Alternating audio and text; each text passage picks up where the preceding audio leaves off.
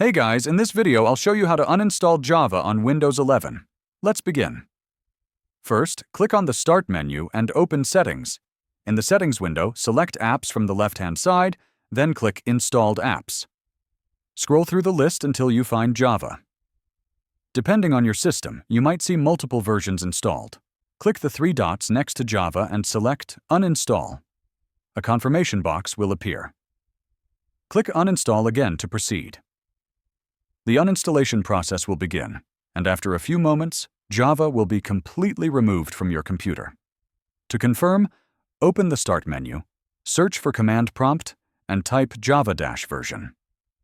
If you see a message saying, Java is not recognized, that means it has been successfully uninstalled. And that's it!